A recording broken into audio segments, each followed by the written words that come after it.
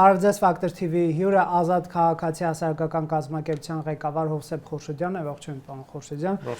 Եվրամիության արտաքին հարաբերությունների եւ անվտանգության հարցերով բարձր ներկայացուցիչ Կայա Կալասը հայտարարել է, որ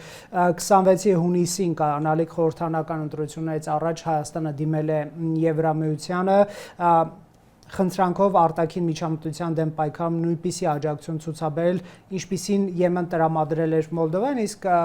արտգործնախարարությունը տեղեկություն է տարածել, որ ԵՄ երկրները աջակցում են Հայաստանի ժողովրդավարական զարգացման հիբրիդային սպառնալիքներին հակազդելու հարցում եւ արդեն իսկ արտգործնախարարի Միրզոյանի եւ ԵՄ արտգործնախարարների այդ հանդիպումը տեղի է ունեցել Բրյուսելում, ինչի մասին է խոսքը, այո 12 միլիոն եվրո Եվրամիությունը տրամադրում է ինչի համար։ Ուրեմն տեսեք, հսկայական միջոցներ է գալու Ռուսաստանից, արդեն սկսել է գալ։ Եվ Ռուսաստանից եւ այստեղ Ռուսաստանի հետ աֆիլիացված բիզնեսներից, հատկապես հայտնի գործարարների, այստեղի բիզնեսներից եւ այլն գումարներ է գնում դեպի քաղաքական ասպարեզ, որը օրենքի խախտում է, իհարկե, բայց դժվար է դա վերահսկել, բացահայտել, գուցե եւ ինչ-որ բաներ արվում են այդ ուղղությամբ, որտեղ իրավապահ պետք է աշխատեն։ Օրինակ հայտնի ձայնագրությունը, այն հանրահավաքների մասնակցելու համար, որ 20,000 դրամ գումար էր առաջարկվում, բայց տեսեք, ինչքան էլ որ իրավապահ մարմիններ աշխատել են, օրինակ ընտրակաշառքները բացահայտելու համար, բայց Գյումրիում մենք տեսանք, որ ընտրակաշառքը աշխատեց, փաստացի աշխատեց։ Եվ Սլաբոդկան գնաց ընտրեց Վարդանիկ, ինչ որ թաղամասեր գնացին ընտրեցին Մարտունիկ, այդ արդյունքում տարբեր իգեր հավաքվեցին եւ միացյալ ինչ որ բան ստեղծեցին, կոալիցիոն եւ Վարդանիգին դարձեցին Գյումրու քաղաքապետ։ Հիմա այդ նույն մեթոդաբանությունը փորձելու են կիրառեն այստեղ եւ ինչի են ուզում տարբեր շարաշություններով գնալ, որտեւ եթե մի շարաշությունով գնան եւ բացահայտվի ընտրակաշառքներ ինչ որ սիստեմիկ դեպքեր, այդ ամբողջ եթե միություն է, ասենք, չէ, դաշինքի ուղղակի գրանցումը կարող է չեղալ համարվել։ Բայց եթե կոտրատում են, մանրացնում են, ասենք, տարբեր ուժերով են գնում, դրանից մեկն էլ բացահայտվի ու արգելվի դրա մասնակցությունը, խնդիր չի իրանց համար, դա մեկ է դրա ձայները այս կամ այն ձև կբաշխվեն այն մնացածների մեջ, չէ, ասենք, եթե դա պրոռուսական ուժ է։ Այնպես որ այդ վտանգը կա եւ այստեղ կարեւոր է արդեն նաեւ վտանգ ինչ վտանգ նկատի ունեք եւ մամուլում ապատեղեկատվություն տարածելու, կեղծ նարատիվներ տարածելու եւ ընտրությունների ժամանակ ընտրակեղծիքների այդ տեսակը, հա, ընտրակաշառքի տեսակը կիրառելու։ Դե գիտեք, ընտրակաշառքը հոմենակ այն չի, որ կանխիկ մեկին գումար են տալիս, ասում են սրան ընտրի։ Հիմա ձևեր կա, չէ, տանում են շտաբեր են բացում օրինակ, այդ շտաբերի աշխատակիցներ են դարձնում, բարձր աշխատավարձեր են անում, նախընտրական շտաբեր։ Բարձր աշխատավարձեր են տալիս եւ այդ ամբողջ ընտանիքով արդեն պաստորին պարտավորված են լինում մարդիկ ոնց որ այդ ուժին ընտրել։ Կամ այլ մեթոդաբանություն կա, օրինակ Մոլդովայում իմացա, չգիտեմ ձեր մոտ ասել եմ թե չէ, տանում են ոնց որ ժամանակին փափուկ ուժի շրջանակներում, ասենք Եվրամիությունը միշտ կրթական ծրագրեր է իրականացնում, չէ, տանում է Հայաստանից երիտասարդներին այնտեղ ուսման եւ այլն, որը կրթական նպատակներ է բուն, հա, ոչ թե նախընտրական։ Հիմա ռուսները որոշել են այլ կերպ անեն, տանում են, ընդ որում մոլդովացիներն ու հայերին նույն խմբում են տարել, հա, անցած տարվա մասն եմ ասում։ Մոսկվայում տանում են շրջագայություն են կազմակերպում, շատ լավ ընդունում են, կերակրում են, այսպես ասում խմցնում, քնցնում հետ են ուղարկում, հա, եւ շատ ուրախ երիտասարդությունը, որը որ մեր մոտ այսպես այդքան կողմնորոշված չի, այդքան քաղաքականապես խորացած չի տարբեր թեմաներում, ցավոք սրտի հետաքրքրված չի եւ այդտեղ նաեւ իր դերը խաղացել է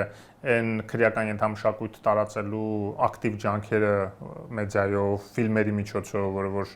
Ռուսաստանը այստեղ իրականացրել է տարիներ շարունակ, հա, ինչ արժի միայն այդ սլովը պացանա, հա, որը որ ամենապոպուլյար, այսպես դիտվող սերիալն էր Հայաստանում, բոլոր մարզերում, ասենք, ցուցիչները նայում էինք, ամենաշատը ինչն է դիտվում ըստ մարզերի,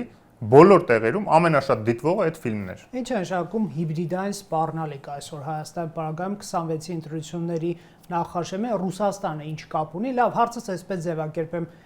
այդ ինչ կարմիր գիծ է Փաշինյանը հատել, ասենք Ռուսաստանի կոնտեքստում, որ նրանք խնդիր դնեն ինչ-որ պրոռուսական ուժերի ձեր ասած կոալիցիա ստեղծել, ոչ թե նախընտրական, այլ հետընտրական, հապկից դուրս չի եկել, ԵՏՄ-ից դուրս չի եկել, ԵՄ-ի հայտ չի ներկայացրել, ռազմաբազան իր տեղում է եւ այլն, պարոն Խորշիդյան։ Եվ ինչ կապ ունի ԵՄ-ը։ Ձեր ասած հարցերը ընթացքի մեջ են։ Դուք կեսն եք ասում, բայց մյուս կեսը չեք ասում։ Հապկից դուրս չի եկել։ Բայց հապկում սառեցրել է, որևէ բան չի անում, որևէ համագործակցություն չկա։ Պաշտոնները մեզ հասանելիք չի նշանակում, որևէ զինավարություն չի անում հապկի հետ, հակառակը անում է զինավարություն Միացյալ Նահանգների հետ, հասկանում եք, որ դուք միայն մի կողմն եք ներկայացնում հարցի մեջ, տպավորություն է, որ այն մյուս կողմը չկա, բայց այն մյուս կողմն է կարևոր։ Կամ ասենք հայտ չի ներկայացնում, բայց կնքեց շատ լուրջ պայմանագիր դեկտեմբերի 2-ին, որը SEPA-ից շատ ավելի խորը համագործակցության եւ ինտեգրման մասին է, SEPA-ն դե Սերժ Սարգսյանի օրոք է դեռ կնքվել, սա, որը որ ռազմավարական համագործակցության մասին ըստեյության պայմանագիր է, ու կոչվում է ռազմավարական օրակարգ, բայց շատ լուրջ, ուրեմն փոխադարձ պարտավորությունների եւ նաեւ ֆինանսավորման, ինտեգրման, ստանդարտներին համապատասխանեցման հարց է։ Չի հատել, պարոն Խորշիդյան։ Դե կարմիր գիծ հատելու մասին էլ հայտարարել են, որ այո, դիմելու են։ Նույնիսկ դա ասվել է։ Բայց Ռուսաստանը համաձայն է, որ Ուկրաինան էլ ԵՄ մտնի։ Ինչու մեր դեպքում պետք է չհամաձայնվի։ Բա այդ ինչի եք ասում, որ դա կարմիր գիծ է։ Եթե Ռուսաստանը համաձայն է, ինչ եք ասում, որ կարմիր գիծ է։ Դե ուզում եմ ասել, այսպես ինստիտուցիոնալ կառույցներից դեզինտեգրացիայից բան չկա։ Չէ, այդպես չի։ Ուրեմն տեսեք, երբ որ դուք ասում եք Ռուսաստանը համաձայն է, դուք ընդհանրապես կրկնում եք Ռուսաստանի պաշտոնական դիրքորոշումը, բայց պաշտոնականը հո չի մենակ։ Մենք գիտենք, չէ, պաշտոնական կարող է մի բան ասեն, բայց իրենք լավ էլ դժգոհ են։ Ոչ պաշտոնապես ներողություն, իրենց փորձագետները, նույն Զատուլինը, այստեղ որ համաժողով էին իրականացնում եւ ինքը խոսնակ էր, ուղիղ հարց հնչեց։ Ասես դուք այդ տրիպի բանից դժգոհ եք, ասես իհարկե դժգոհ ենք, մենք դուրս ենք մնում այդ լոգիստիկ շղթաներից, որ կարող է դժգոհ չլինենք, բայց պաշտոնապես երբևէ ասել են իրենք որ դժգոհ են։ Իհարկե ոչ։ Այսինքն այտենց չի էլի, որ մենք իրենց հայտարարությունով պետք է առաջնորդվենք։ Մենք հասկանում ենք, որ իրենց դժգոհությունը հիմք է դառնում քաղաքականության փոփոխության համար եւ դրա համար էլ իրենք գործուղում են մեկ Ռուբեն Վարդանյան, հետո տեսնում են չի ստացվում, հետո գործուղում են Սամվել Կարապետյան, հետո գործուղում են հանրական են տալիս իրենց պրոքսի ուժերին եկեղեցու ներսում։ Բա ինչի են այդ ամբողջը ակտիվացրել։ Հասկանալի է, չէ՞, որ հենց հիբրիդային պատերազմը հենց դա է, որ Ռուսաստանը նկատի ունեք Ռուսաստանը, Կրեմլը, բա իհարկե, բա հիբրիդային պատերազմը բա հենց դա է, երբ որ ուղիղ պատերազմը շատ թանկ է նստում, եւ Ուկրաինայում իրենց վրա մի տրիլիոնից ավել նստել է այդ պատերազմը արդեն, իրենք մտածում են լավ մի րոպե, եթե այսքան թանկ էր նստելու մեր վրա, ավելի հեշտ չէր այն 5 միլիարդի փոխարեն, որ մենք տվել ենք, որ փուչիկներով մեզ դիմավորեն Կիևում, այսինքն որ բաժանեն, ակտիվ կառուցություն անեն, 5 միլիարդի դե 50 միլիարդ տայինք։ Պատկերացնում եք ինչքան իրենց համար շատ ավելի շահավետ կլիներ, 20 անգամ ավելի էժան կնստեր, բայց մենք վստահ չենք կարող պնդել, որ 50 միլիարդ ծախսելու դեպքում, նույնիսկ եթե դրա կեսը գողանային, ոնց որ այդ 5 միլիարդի մեծ մասը գողացել էին, այդ նրանք ում որ հանձնարարվել էր դա անել, նույնիսկ կեսը եթե այդ գործի մեջ դրվեր, այնպես չի որ այնտեղ պրորուսական տրամադրություններ չկար Ուկրաինայում, մինչև 40% հասնում էր։ Եվ Դոնբասում, Ղրիմում շատ ավելի բարձր տոկոս է։ Օդեսա, Խերսոն, ռուսալեզու քաղաքներ են։ Բայց նույնիսկ Կիևում բավականին մեծ բար զանգված կար, որ ասում էր, չէ, ոնց, ինչ ՆԱՏՕ, ինչ Եվրամիություն, մենք Ռուսաստանի հետ կապերը կարևոր են։ Լավ, կներեք, բայց մի բան, էլի, տեսեք, ես այս լուրի տակ մեկնաբանություններ ընթերցում եմ եւ ասում եմ, մի երկրի ազդեցության դեմ պայքարելու համար մեկ այլ երկիր եք բերում մեր երկիր Եվրամիություն, միգուցե ամերիկացիներն էլ ինչ-որ կերպ աջակցեն, այսինքն արտաքին միջամտության դեմ պայքար, արտաքին միջամտություն բերելով, այդպես է։ Տեսեք, եթե արտաքին միջամտությունը դեստրուկտիվ է եւ քանդում է քո համակարգերը, համագործակցում է քո քեզ համար սպառնալիք հանդիսացող երկրի հետ, ոնց որ Ադրբեջանն է, հա, ոնց որ Ռուսաստանը արեց, դե կներեք, բա մեծ դաշնակիցներ է պետք տարածաշրջանում գոյատևելու համար։ Բացի նրանից, որ իհարկե պետք է նաև հարաբերությունները կարգավորել մեր հարևանների հետ, այդ դաշնակիցները նրա համար պետք չեն, որ միավորվենք, հարձակվենք ինչ-որ մեկի վրա, բայց այդ դաշնակիցները պետք են, որ վստահելի գործընկեր լինեն մեզ, աջակցեն մեզ քաղաքական, տնտեսական եւ այլ հարցերով, ունենան այդ հնարավորությունը, բայց նաև ունենան այդ քաղաքական կամքը։ Ռուսաստանը ոչ հիմա այդ հնարավորությունը ունի մեզ աջակցելու, ոչ առավել եւս քաղաքական կամք ունի, ինքը ամեն ինչ ցույց տվեց, ինքը ամեն ինչ արեց, որ ցույց տա, որ մենք իրեն պետք չենք, մենք իրեն պետք ենք որպես մանրադրամ, որ մեր շահերի հաշվին, մեր տարածքների հաշվին ինքը Թուրքիայի, Ադրբեջանի հետ պայմանավորվի։ Հիմա ինչ էական է մենք ում միջոցով ենք, ում հետ համագործակցելով ենք փորձում ազատվել այդ պատուհասից։ Եկեք լսենք Գառնիկ Դանելյանի քննադատությունը այս հարցով։ Համեցեք։ Նախ Հայաստանի ներքին գործերին սա միջամտություն է որակում, ասում եմ, ես հիշում եմ, որ Փաշինյանը Սանդոյին ասում էր, բարձր են գնահատում ձեր աշխատանքը, նկատի ուներ ընտրվելուց հետո, երևի նկատի ունի նաև Պանդանելյան, որ տեսեք, Մոլդովայում հիբրիդային պատերազմի անվան տակ ԵՄ-ն լուրջ աջակցել է Մոլդովայի իշխանությանը, նաև կուսակցություններ արգելվեցին Հայաստանի իշխանությունը ԵՄ-ից գումարներ է քերում ընդդիմությանը պախարակելու համար կեղծ տեղեկություններ, ֆեյքեր եւ այլ, այդ դուք վտանգ չեք տեսնում, որ այսպես ասենք հիբրիդային պատերազմի անվան տակ կլռեցվի ընդդիմությունը։ Լսեք, այսօր ընդդիմությունը ավելի շատ լրատվամիջոցներ եւ մեդիա հարթակներ ունի, քան իշխանությունը եւ անկախ մամուլ իրար հետ վերցած։ Լրացնել ես նկատի ունեմ նաեւ այսպես քանդել նրա քաղաքական դիրքերը։ Չգիտեմ, արգելել, ընդդիմադիր ուժեր ասում են մեզ արգելելու են։ Նախ կուսակցությունների արգելելու օրինակը Մոլդովայի,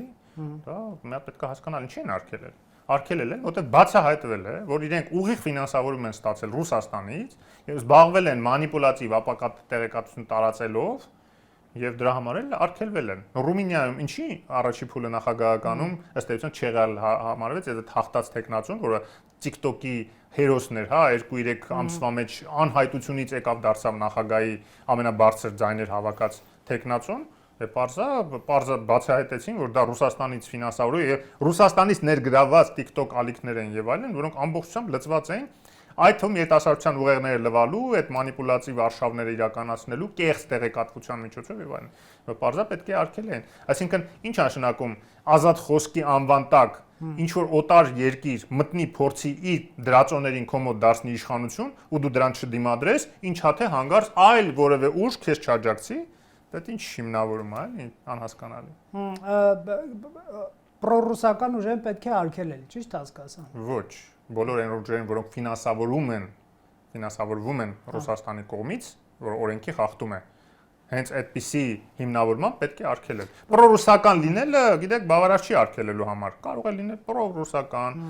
պրոպակիստանյան, հիմա նույնիսկ պրոպակիստանյան ուժ եթե լինի ասի Հայաստանը պետք է միություն կազմի, դաշինք կազմի Պակիստանի հետ, չես կարող դրա համար արգելել։ Բայց եթե պարզվի, որ Պակիստանից փող է ստանում, որպեսզի Հայաստանը կցվի Պակիստանին որպես գուբերնիա, որպես Թաթարստան կամ նույնիսկ որպես Բելարուս, դա արդեն մեր օրենքների խախտում է, պարզապես պետք է արգելվի։ Ֆինանսավորման վրա շեշտ դնել մի քիչ սխալ չի, տեսեք,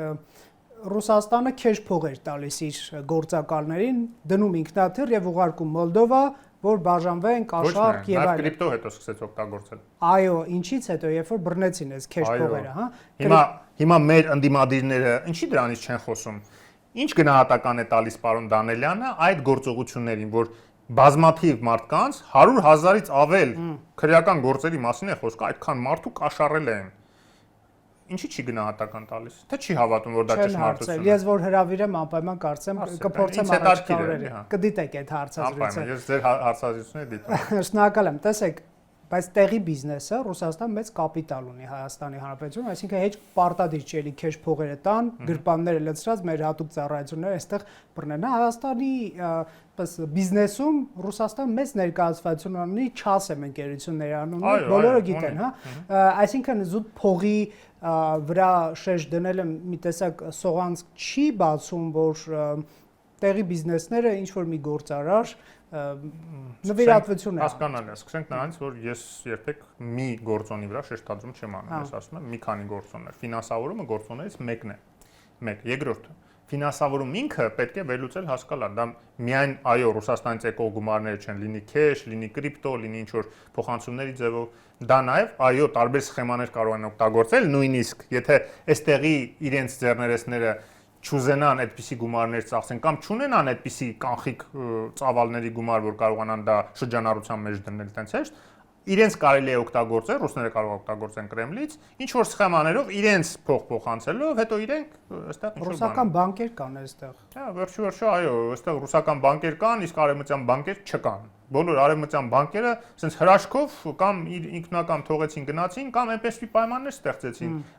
Այդ ինձ միշտ հարցական է, մեր կենտրոնական բանկը ուսումնասիրում է, ինչպես եղավ դա, որ Հայաստանում ռուսական բանկերը ծաղկում են, ռուսական կապիտալով հայկական բանկերը ծաղկում են, իսկ արևմտյան բանկերը Procredit բանկը թողեց գնաց, HSBC բանկը թողեց գնաց, Credit Agricole-ը, որ ուներ մասնաբաժին գյուղ բանկում թողեց գնաց։ Միայն մնացել է ԵԲՌԴ-ն 25%-ով, եթե չեմ սխալվում, Հայ-Էկոնոմ բանկում, եւ էլի կարող է ինչ որ տեղեր փոքր մասնաբաժին ունեցող բանկեր, բայց այդպես որ արևմտյան բանկ լինի, որը իր նաև դա մշակույթ է, չէ, ֆինանսական ոլորտում բիզնեսի մշակույթ է բերում իր հետ, ել չեմ ասում կապեր, ել չեմ ասում կապիտալներ արևմտյան։ Ասենք ոնց եք պատկերացնում արևմտյան որևէ բանկ չգիտեմ, բանի Արչին բանկի միջոցով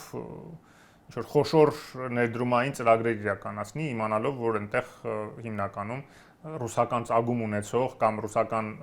Ռուսաստանում ապրող բիզնեսմենների փողերն են այնտեղ դրված։ Տեսեք, Ռուսաստանի արտգործնախարարության խոսնակը վերջերս խոսել էր Արևմուտքի կողմից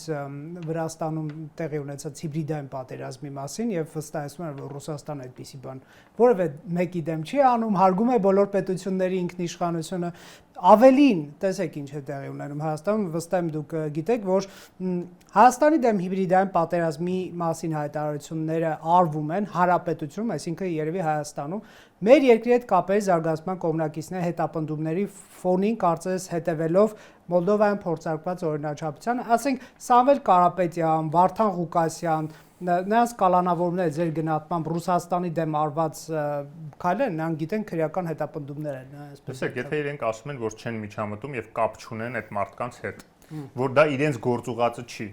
ուրեմն այդ մարդկանց կալանավորելու դեպքում ինչ կապ ունի Ռուսաստան, ինչի պետք է համարենք, որ դա Ռուսաստանի դեմ է քայլը։ Տրամաբանությունը որտեղ է, կասեք։ Դե, եթե չեմ սխալվում, Տաշիրին առնչվող քրեական գործերը մեկնաբանելիս, չեմ սխալվում, Տիկին Զախարովան ասում էր, մենք հետևում ենք ռուսական կապիտալի շուրջ տեղի ունեցող իրադարձությունները, շատ ուղիղ չբերեցի, բայց մոտավորապես դա նկատի։ Դե ուրեմն իրանք իրենց հակասում են։ Համ ընդունում են ռուսական կապիտալը այստեղ ըստ էության ակտիվ զբաղված է, նույն Վարդանիկի օրինակը բերեցիք, ակտիվ զբաղված է քաղաքականությամբ, Վարդանիկն էլ էր, չէ՞, ասում։ Ես Յակուտիայում, չգիտեմ, ինչ հանքեր կա, ես ինչ կա, որ այնտեղից եմ ես փողեր ստանում եւ այլն, այնքն էլ ռուսական կապիտալ է, չէ՞, ուրեմն։ Եվ իր պահովել մտահոգություն հայտնեցին, չէ՞, Ռուսաստանից։ Դե ուրեմն իրանք ընդունում են, որ լավ էլ անում են այդ հիբրիդային պատերազմը, ուղղակի իրենց խոսքերը մեկը մյուսին հակասում է եւ դա նորություն չի, ասենք իրանք Ուկրաինայի վրա հարձակվում են, հետո ասում են մենք ամենախաղաղարար երկիրն ենք աշխարհի, հետո բոլոր իրենց ընդդիմախոսներին բռնում են, ասում են մենք ժողովրդավարություն ենք եւ պաշտպանում ենք ժողովրդավարական արժեքները Հայաստանում եւ քննադատում են մեզ, որ ժողովրդավարական արժեքներ են այստեղ։ Հետո 3 հոգի հավաքվում են կամ մի հոգի նույնիսկ պլակատ է բռնում ոչ պատերազմին ընդամենը, նույնիսկ չի ասում ինչ պատերազմ, ընդամենը ոչ պատերազմ, բռնում տանում նստացնում են, իսկ ասենք մի 100-200 հոգի Հայաստանի իշխանությունների դեմ իրենց այցելության ժամանակ Հայաստանի դեսպանատան դեմը հանրահավաք են անում, ոչ մեկ չի ասում դե ժողովրդավարական երկիր է, մարդիկ միտինգ են անում, ինչ ա եղել։ Գժանոց է այնտեղ, ասենք, այնքան ամեն ինչ իրար հակասում է, որ հետևել իրենց հայտարարությունների ինչ որ լուրջ ընդունել, որ դե իրենք ասում են, որ իրենք չեն միջամտում, ինչ ենք մենք դրա դեմ պայքարում, լուրջ չէ։ Իդեպ հետաքրքիր է, Ռուսաստանի իշխանությունները բացատրեցին պաշտոնական Երևանին, թե ինչու ռուսական ՖՍԲ-ն մարզում էր խմբի ըստ Հայաստանի իրավապահների չմոռանանք եւ հարգենք անմեղության կանխավարկածը Արբաթ, չէ՞, անունը, որ այստեղ գան հեղաշրջում անեն ըստ իրավապահների։ Դուք ինչ եք մտածում, բացատրած կլիներ, ինչու է ռուսական պետական մարմինը այդպիսի գործով զբաղված։ Դա այնպիսի հարց է, որքան պետք է Նիկոլ Փաշինյանը անձամբ Պուտինին հանդիպելուց տա, բայց չհրապարակվի, թե ինչա պատասխանել եւ ինչ միջոցներ է ձեռնարկվելու, որ այդպիսի բան չկրկնվի։ Դա այն դեպքն է, երբ որ չի ուզում շատ սրի հարաբերություններ Ռուսաստանի հետ։ Կամ երկրորդ տարբերակը, եթե ուզում է ուղղակի Ալիևի պես դեմարշանի, ասես ինչ ես անում։ Բռնի, ասենք, կոշտ միջոցներ ձեռնարկի այդ պահով, նոտա հայտարարի, ասենք ինչ որ Հայաստանի կողմից։ Բայց չեղավ, չէ՞։ Դե չեղավ, որովհետև մենք այն վիճակում չենք իմ կարծիքով եւ իշխանություններն էլ են տենց մտածում, որ հիմա դեմարշ հայտարարելով Ռուսաստանին ինչ որ քայլեր փորձեն անել։ Բայց դա ինչ որ բանի նախանշան էր, պարոն Խորշիդյան, եթե հաստատ։ Նախանշան չէր, ընթացիկ գործողություններ։ Իրենք ամեն օր մի բան մտածում էին, այստեղ իշխանափոխություն անել հեղաշրջման միջոցով։ Դուք մոռացել եք իրենց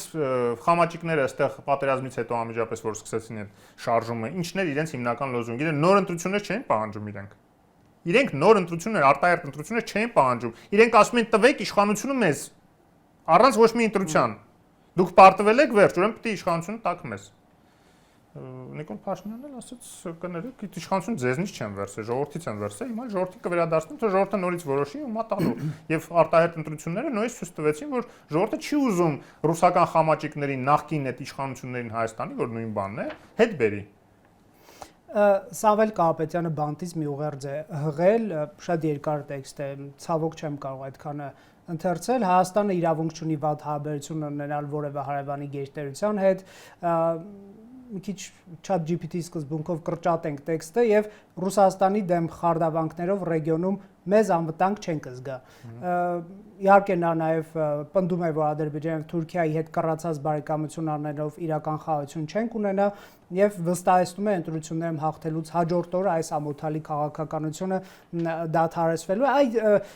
չեք տեսնում, որ Ռուսաստանի զայրացնի Փաշինյանի այս քաղաքականությունը դեպի ԵՄ եւ Հայաստանի դեմ քայլեր արվեն, միգուցե Փաշինյանը դադարեցնի խարդավանքները Ռուսաստանի դեմ, ինչ է կարծում։ Սամվել Կարապետյանը իր տեքստով եւս մի անգամ հաստատում է, որ ինքը գործուկված է Ռուսաստանի կողմից, որ ինքը սպասարկում է Ռուսաստանի շահերը եւ ոչ մի կապ չունի Հայաստանի շահերի հետ։ Որտեւ նա մի թեթև, եթե մտահոգ լիներ, ցավ ապրեր Հայաստանի այն վիճակի համար, որը ստեղծվել է Ռուսաստանի պատճառով,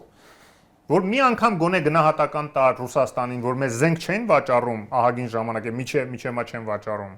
Մի անգամ գնահատական տար, որ մեր վրա հարձակվեց Ադրբեջանը, մեր Հայաստանի Հանրապետության տարածքներից գրավեց, ու Ռուսաստանը ասաց, ես չգիտեմ, դա ձեր տարածքներն է թե չէ, այն դեպքում, երբ որ պայմանագրային դաշնակցային բանն էր։ Մի անգամ եթե ծպտուն հաներ դեռ միջև պատերազմը, միջև 18 թվականի հեղափոխությունը նույնիսկ, երբ որ միլիարդավոր զենքեր էր վաճառում Ռուսաստանը Ադրբեջանին, այդ պարոնին սիրտը չէր ցավում, որ այդ զենքը Հայաստանի դեմ է օգտագործվում, թե իր բիզնեսների տեսակետից դա որևէ խնդիր չէր, թե այն ժամանակ դեռ հանձնարարություն չուներ Կրեմլից, որ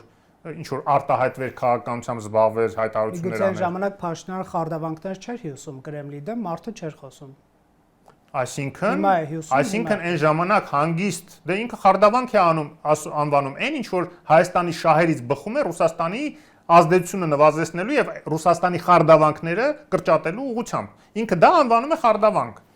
Էդ եմ ասում։ Այսինքն ինքը մտահոգ չէր բացարձակապես Հայաստանի վիճակով։ Ռուսաստանի խարդավանքներով Հայաստանի դեմ ինքը մտահոգ չէ։ Իսկ այն ինչ որ մեզ պետք է, որ մենք թույլ չտանք այլևս մեր շահերը վաճառի Ռուսաստան եւ քայլեր ենք անում դրա դեմ, ինքը դա անվանում է խարդավանք եւ սկսում է դրա դեմ պայքարել։ Ռուսաստանի խամաճիկ է, դրա մասին դրանից ավելի ինքն է ապացուցում դա։ Չի հստակեցրել խարդավանք գուշակության դաշտ կգնանք հասկանալու ինչ նկատի ունի, միգուցե թրիփը նկատի ունի, սա կասկած է ընդհանրապես, որ նոյեմբերի 9-րդ կետով ռուսները չեն գականգնել, սա ուրեմն լսեք, Ռուբեն Վարդանյանը երբ որ եկավ այստեղ ասեց, ինչ ա եղել, որ ուրիշ տարբերակ չունենանք, Թաթարստանն էլ շատ լավ տարբերակ է, այսինքն Ռուսաստանի դաշնակից էլ չդառնա, Հայաստանը դառնա մաս Ռուսաստանի գուբերնիայի տեսքով։ Հետո տեսան դա ինչ աղմկալի անհեթեթ բան էր եւ ինչ բացասական ազդեցություն ունեցավ հասարակական կարծիքի վրա, ասեցին լավ, այս մի պրոյեկտը չստացվեց, մի հատ նոր պրոյեկտ, որը ավելի զգուշ կարտահայտվի, չի ասի, որ դուք պետք է Թաթարստան դառնաք Ռուսաստանում։ Հիմա Սամվել Կարապետյանի միակ տարբերությունը Ռուբեն Վարդանյանից է, որ չի ասում, որ Թաթարստան են պատրաստում սարքել Հայաստանը, բայց նույն բաները անում է ինչ որ Ռուբեն Վարդանյանը, այսինքն ամեն ինչ անել, որ տապալել Հայաստանի ինքնիշխանությունը եւ Ռուսաստանի ազդեցությունը մեծացնել, այն որ պարզվեց, չէ, Ռուբեն Վարդանյանը ոնց էր արգելափակել ըստ էության Արայիկ Հարությունյանի, Արցախի նախագահի բանակցությունները Ադրբեջանի հետ, որ գոնե ինչ որ կարգավիճակով, ինչ որ տարբերակով խաղաղ համակեցությունը ապահովվեր եւ այդ բանը չլներ, ուրեմն էթնիկ զտումը չիրականացներ Ադրբեջանը եւ որը ռուսները արգելել էին, ՖՍԲ-ն էր ասում չանեք այդպիսի բան եւ հիմնական գործիքը ՖՍԲ-ի հետ ազդեցության տարածելու հենց Ռուբեն Վարդանյանն էր, որը այն ժամանակ պետնախարար էր եւ ըստ էության տարբեր այլ գործակալների միջոցով ուղղակի արգելափակեց այդ գործընթացը եւ տեսանք ինչ դարձավ։ Հիմա նույնը ուզում են Հայաստանի գլխին բերեն, հիմա արդեն Սամվել Կարապետյանի միջոցով։ Խեղճ Պուտինն ինչ անի, երբ որ Հայաստան ղեկավարում է հակառուս Փաշինյանը։ Հակառուս Փաշինյանը ամեն ինչ արեց, որ միջև վերջին պահը հնարավորինս, որ Ռուսաստանի հետ հարաբերությունները որևէ կերպ չխզի, նույնիսկ Արցախյան պատերազմից հետո 44 օր, որ պարզ էր, որ Ռուսաստանը մեր դեմ աշխատեց, նույնիսկ այն ժամանակ Ռուսաստանն էր խնդրել, որ մեր բանակը վերազինեն եւ ռեֆորմների ենթարկեն։ Այդ հակառուս Փաշինյանը, ասենք, ինչով է հակառուս։ Իրենց ուղղակի պետք է որ ոչ թե չլինի մարդ հակառուս, իրենց պետք է խամաճիկ, որ ինչ ուզի Ռուսաստանը, Պուտինը ինչ ուզի, այդ խամաճիկը անի։ Ուզի ասի այդ Զանգեզուրը, Սյունիքը պետք է վերանվանեք Զանգեզուրը փոխանցեք Ադրբեջանին, սա ասի դե մեր ազգային շահերից եւ հայ-ռուսական դարավոր բարեկամությունից բխում է, որ մենք պետք է դա անենք։ Այդպես խամաճիկ է պետք իրենց։ Դե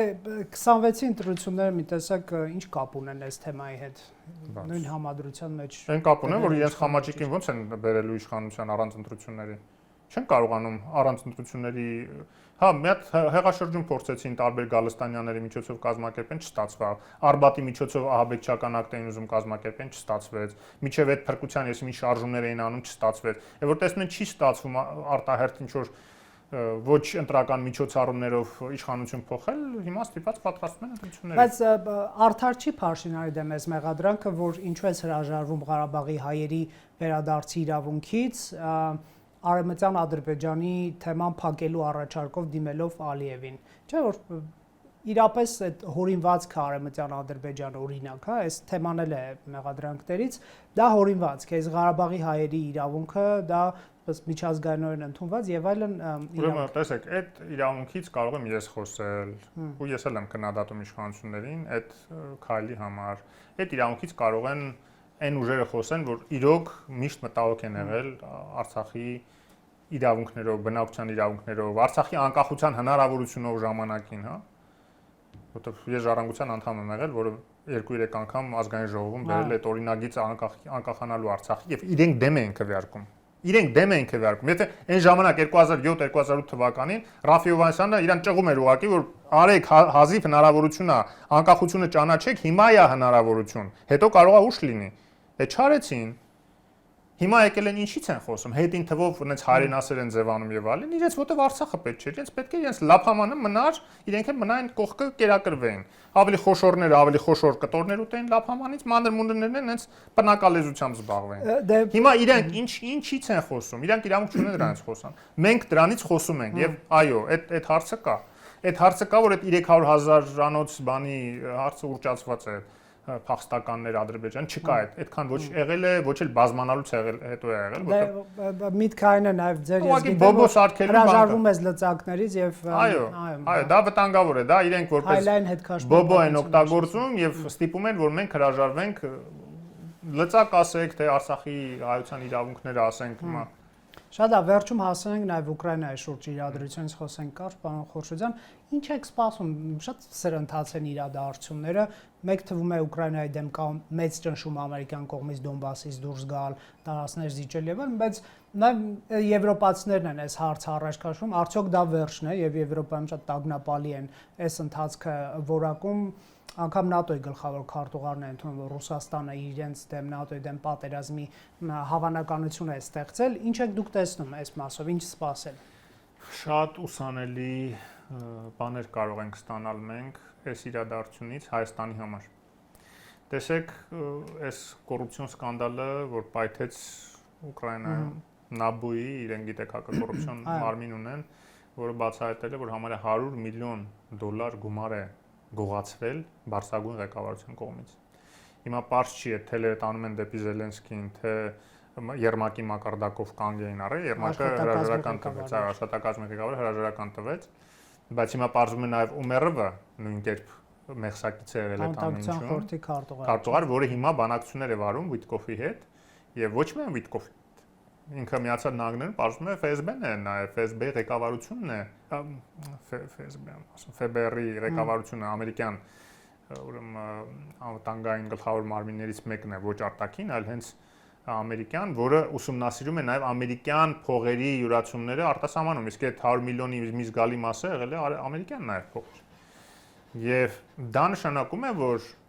օգտագործվում է կոռուպցիոն ճնշման այդ մեխանիզմները, այսինքն մեղսակցությունը այդ կոռուպցիոն սկանդալում Միացյալ Նահանգների կողմից օգտագործվում է ճնշում գործադրելու համար Ուկրաինայի իշխանությունների վրա, այլապես ինչի պետք է Զելենսկին Ումերովին ուղարկեր, այնպեսի մեկին կուղարկեր, որ ընդհանրապես կապ չունի այդ բաների հետ։ Հասկանաք, շահերի բախում է ստեղծվում, չէ՞, այսինքն Ումերովը իդեպ Ումերովի պահանջներից մեկը եղել է ըստ տարբեր բաների, արտահոսքերի, պահանջների ինքը ըստ էության համաձայնվել է բոլոր այն կետերի հետ, որը ըստ էության դա Տրամպի եւ Պուտինի համաձայնեցված պլանն է, դա Ուկրաինայի շահերի մասին բան չկա։ Ամեն ինչ պետք է հանձնի Ուկրաինան ըստ էության։ Բայց միակ բանը, որ պահանջել է, կետ ավելացնենք ամնիստիայի, պատկերացնում եք, ամնիստիայի, որի մեջ ներառվելու են նաեւ այս կոռուպցիոն սկանդալի, ուրեմն մեղսակցության ամնիստիան։ Այսինքն դա ինչ է նշանակում։ Դա նշանակում է, որ երբ որ ախտահարված է պետական համակարգը, այդ կոռուպցիան այդպիսի մեծ ծավալները այն էլ պատերազմի ժամանակ է, որը ցնցող է ուղղակի, էլի դրանք ուղղակի դիակապտությամբ են զբաղվում նման ղեկավարները, ուկրաինացիների ընդ որում դիակապտությամբ, բայց երբ որ այդպիսի կոմպրոմատներ կա, այդպիսի ղալատներ են արել ներողություն արտահայտության համար, պետությունը էապես թուլանում է, զինվորների ոգին էապես կոտրվում է, որ իրենք ասում են այո, մենք այստեղ կյանք ենք տալիս, ինչ որ մարդիկ Կիևում նստած թալանով են զբաղված, ու հիմա էլ այդ ինչա թե իրենց ձեռք չտան, իրենց ամնիստիայի հայտարարեն, պատրաստ են Դոնբասը տարբեր բաներ զիջել, այն դեպքում, երբ որ մենք նույնիսկ հիմա կարողանում ենք հաջողացնել ռազմաճակատում առաջ գնալ։ Գիտեք, այդ Կուպյանսկում ահագին մեծ հաջողություն ունեցան, եւ նույնիսկ Զելենսկի գնաց այնտեղ նկարվեց եւ այլն։ Ռուսներն ասում են դեպի Պուտինի գրաված Կուպյանսկում նկարվում էր Զելենսկին, ռուսները ասում են դա դեպի 5 տարի առաջվա նկար է, բայց պարզվում է այդ iPhone 17 Pro-ն 5 տարի առաջ Զելենսկին հայտնագործած եղել, որտեղ iPhone-ը երևում է ինչ հեռախոսով է էլի նկարում։ Նման պայմաններում իհարկե շատ վտանգավոր է եվրոպացիները դրանով են մտահոգ, որ Միացյալ Նահանգները, տեսեք, նույն Նաբուն ժամանակին երբ որ ստեղծվում էր, ինքը լինելու էր ժողովրդավարական աշխարհի լծակը գործիքը Ուկրաինայում կոռուպցիայի դեմ պայքարի, ժողովրդավարության հաստատման համար, օրինականություն հաստատելու համար, բայց այդ գործիքը, քանի որ Միացյալ Նահանգներում փոխվեց իշխանությունը եւ ժողովրդավարներին եկավ փոխարինել Տրամպը, որը որ ոչ ժողովրդավարությունը արժեքը ինքը աշխարհակահական ու բիզնես շահեր է մենակ հետապնդում, ընդ որում աշխարհակահական շահերն էլ ինքը հասկանում է զուտ բիզնեսի պրիզմայով եւ պատահական չի Պուտինը 2 տրիլիոնի բան արեց, ասենք բիզնեսների առաջարկ արեց եւ այս մարդկանց ոտերը թուլացավ 2 տրիլիոնի մասին ինքն ու ասենք այնտեղ իր Փեսեն Կուշները, իր բիզնես գործընկեր Վիտկոֆը եւ այլն, ու հիմա ամեն ինչ անում են, որ Ուկրաինայից ստիպեն, որ ինքը ամեն ինչ զիջի համաձայնվի, որ իրեն կարողանա Ռուսաստանի հետ 2 տրիլիոնի բիզնես անեն, գործարք անեն։ Այսինքն երբ որ այն արժեքները, որի համար նաև մենք ենք պայքարել հեղափոխության ժամանակ, այն արժեքները, որը Եվրոպան դեռ կարողանում է պահպանել եւ պահապանն է այդ արժեքները վերջիվերջո մենակ մարդու իրավունքներն ու բանը չի, ազատ խոսքը չի, դա նաև ժողովրդավարությունն է, դա օրինականությունն է, դա միջազգային իրավունքն է, որ չի կարելի բիզնես շահերի համար դու թույլ տաս, որ ագրեսորը մարսի այն տարածքները, որը գրավել է անկախ պետությունից։ Եվ վերջերս մարդասիրական, ասում ինչ նշանակում, միլիոնից ավել զոհ եղավ էս պատերազմում ու այդ ամեն ինչի վրա աչք փակես, ինչ թե դու 2 տրիլիոնի առևտուր ես ուզում անես Ռուսաստանի, ընդ որում երբ որ դու աշխարհի հեգեմոն երկիրն ես ղեկավարում, ամենահարուստ, ամենահզոր երկիրը, այնպես չի էլի, որ ձեռը քարի տակ այդ երկրի, որ այդ 2 միլիոնով եղեչեղը ինչ է, ուղղակի ինքը շրջապատով ուղղակի ուզում են հարստանան, փող աշխատեն։ Դա Ամերիկայի շահերից էլ չի բխում, շատ որ խորը նայենք, որտեղ Ռուսաստանին այդպես Էրեստան եւ ասեն լավ ամեն ինչ մարսեցիր, ինչա թե անունն էլ դնում են, դե ատի անում ենք, որ Չինաստանին չմիանա եւ այլն, այդ չեմ կարծում դա է պատճառը։ Դա չի պատճառը։ Ռուսաստանը շատ հեշտ ընդհանրապես բան չի մնացել, 1-2 տարվա պատմություն է կարելի է ծնկի բերել տնտեսապես եւ արդեն տեսանելի է Ռուսաստանը ռազմական ծախսերի բյուջեով արդեն կրճատել, որտեղ փող չունի։ Թոշակներ չի կարող վաղը տա, այդ որ ասում են դե կդիմանան ռուսները ամեն ինչի, ոչ, այդ թվում է թե ամեն ինչի դիմանան։ Տեսանք ոնց 17 թվին 1917 թվին տեսանք ոնց ամեն ինչի դիմացան։ Հելան այնց շպրտեցին սաղ այդ ցարական իշխանություններին ու սկսեցին սաղին ոչնչացնել։ Ընտանիքով սպանում էին, ոչ միայն ցարական բանին, ընտանիքին սպանեցին, այլ բոլոր այդ ղեկավարությանը բան, ում ձեռը ընկնում էր, այդ գիտեք, հայտնի խոսք կա ռուսական ռուսկի բունտ բեսմысленный беспощадный, հա, որ ռուսները որ իրենց այդ վիճակի են հասցնում ինչ որ ղեկավարներ, իրենք ամեն ինչի պատրաստ են, արդեն ցենց գժվում են լրիվ ասեն։ Ու նման պայմաններում քիչ էր մնացել եւ դեռ հույս կա, որ establishment ամերիկյան կարողանա հետ շրջել այս ընթացքը, որտեղ տեսնում եք Տրամպը լրիվ մեկուսացրել է պետդեպին։ Սիստեման, համակարգը այսօր չի գործում։ Ինքը ու իր բիզնես ընկերներն են բանակցություններ վարում եւ FBR-ից է կանչում են նրան մի պաշտոնյայի, որին ինքը նոր նշանակել է եւ դա էլ հարց է դեռ այդ պաշտոնյան զեկուցում է համակարգին FBR-ի այդ ամեն ինչը, թե գախնի ինչ որ խոսում է, ինչ որ շանտաժներ է անում, նույն այդ Ումերովին, որ իրենցով անեն կարողանան ստորագրել տալ, ու Տրամպը ասում է հիացած է իր Պուտին Զելենսկու ներկայացուցիչները մեր պլանով հիացած են։ Զելենսկին է, որ ձգձգում է, այսինքն ինչ անում։ Ու մեկ էլ այդ հույսս էլ է դա, որ ամեն դեպքում Զելենսկին այդքան ներքաշված չի եղել այդ ամեն ինչի մեջ, եւ հույս կա, որ գուցե ինքը կարողանա հետ շրջի այդ ամեն ինչը, մանավանդ որ կարծես թե ինքը մի կարևոր դրույթ պահանջ ավելացրեց, որ ինչ էլ որ ես ստորագրեմ, մեկ է դա օրինական ուժ ստանալու է միայն պարլամենտում վավերացվելուց հետո։ Իսկ պարլամենտում շատ ավելի դժվար կկարողանա ինչ որ անհեթեթ զիջումներով մի պայմանագիր ստորագրել։ Շնորհակալ եմ զրույցի համար, կհետևենք Factor TV-ում հյուրընկալել ենք Հովսեփ Խորշոդյանին։